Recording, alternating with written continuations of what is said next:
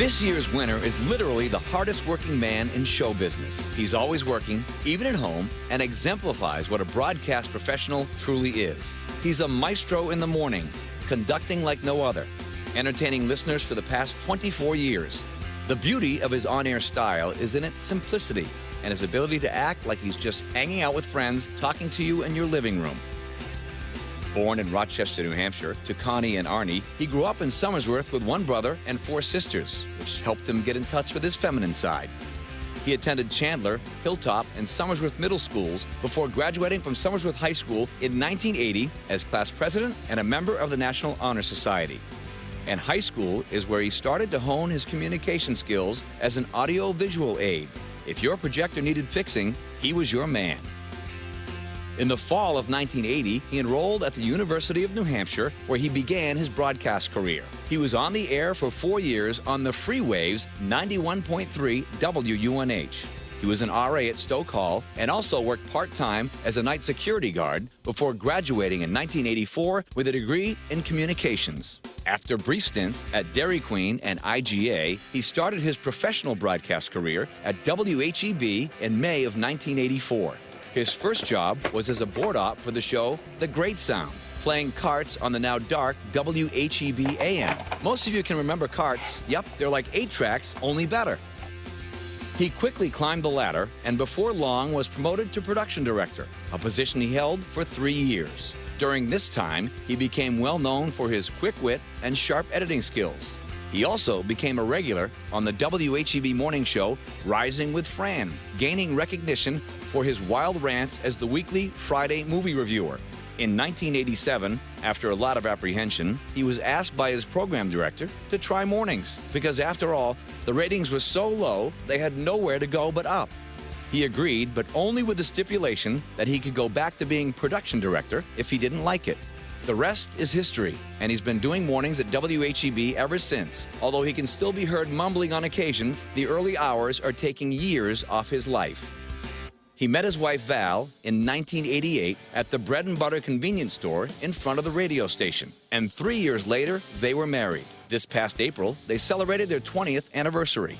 They've been blessed with 2 beautiful children, Caitlin in 1993 and Tyler in 1994. Yes, he was a fast and tireless worker.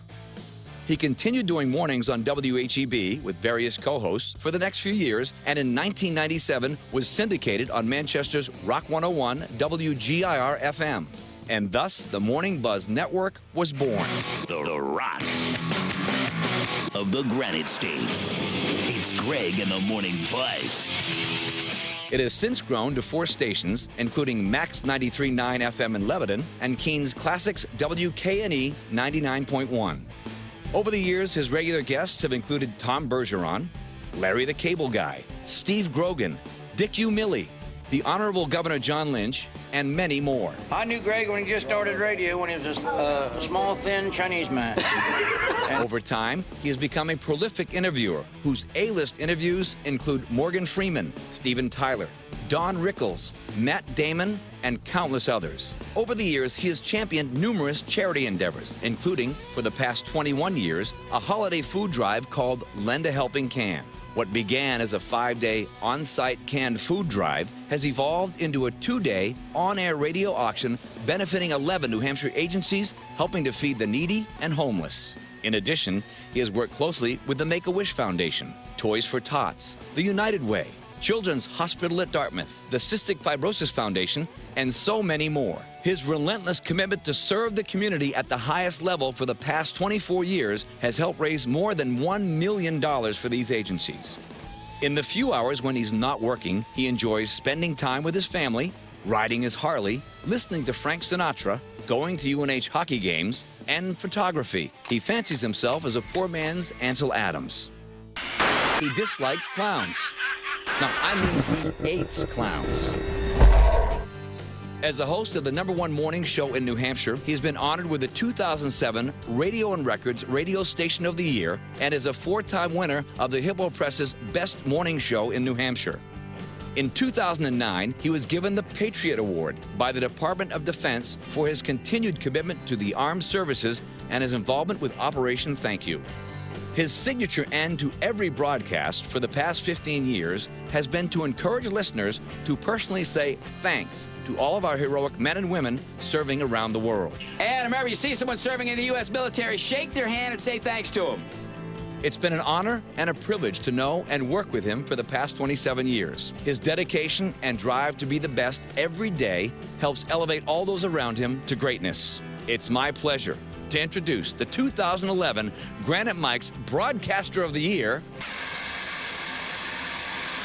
Hey Greg, Tom here in Hollywood. In my dressing room at Dancing with the Stars, I wanted to take a moment in my pre-show bathrobe to congratulate you on winning the Lifetime Achievement Award from the New Hampshire Association of Broadcasters, who actually never even return my calls. But I'm happy that you got the award. You deserve it. I'm a big fan of yours and the Morning Buzz, and, well, maybe someday you'll get one of these.